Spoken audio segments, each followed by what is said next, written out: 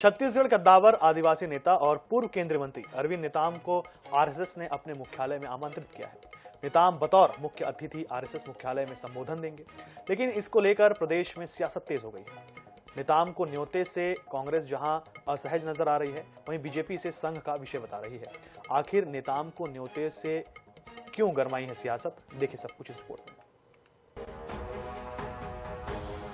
अरविंद नेताम कांग्रेस की पृष्ठभूमि से आने वाले कद्दावर आदिवासी नेता हैं, जो कई बार अपनी राहें कांग्रेस से अलग कर चुके हैं।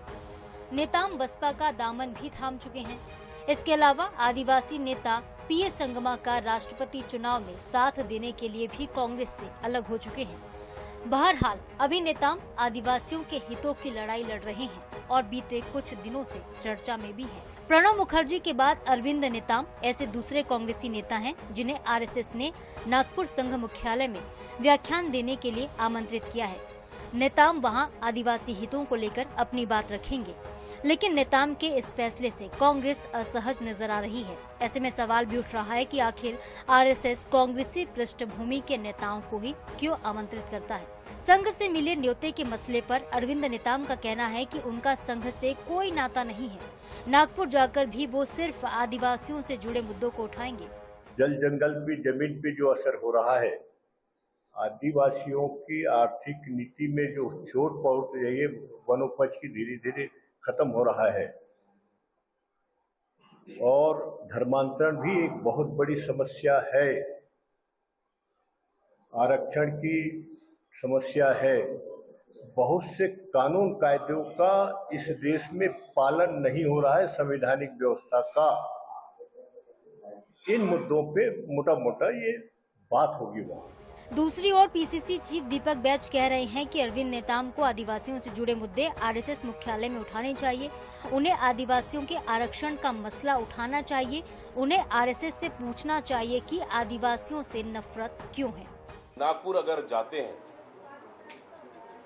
और उस कार्यक्रम में शिरकत होते हैं तो निश्चित रूप से आदिवासियों की बात उनको रखनी चाहिए।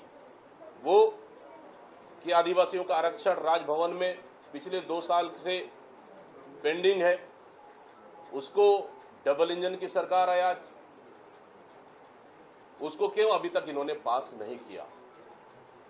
ठीक, दूसरे आरक्षण समाप्ति की बात क्यों करती है भारतीय जनता पार्टी और आरएसएस। ये कहना था कांग्रेस के प्रदेश अध्यक्ष का। अब पूरे मामले में बीजेपी का पक्ष भी जान लीजिए।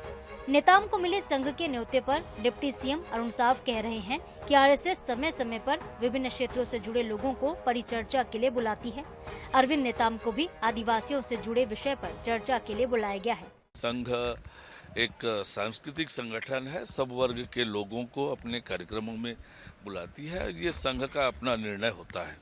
बहरहाल यहाँ ये जान लेना जरूरी है कि राष्ट्रीय स्वयं सेवक संघ यानी कि आरएसएस स्वयं को सांस्कृतिक और सामाजिक संगठन बताता है, लेकिन संघ के मुख्यालय में कांग्रेसी पृष्ठभूमि के नेताओं को आमंत्रण पर सियासत भी खूब होती है। नेताम से पहले प्रणब मुखर्जी को न्योते पर भी ऐसे ही हालात बने थे। हालांकि तब मुखर्जी ने सांप्रदायिकता को लेकर कठोर टिप्पणी भी की थी।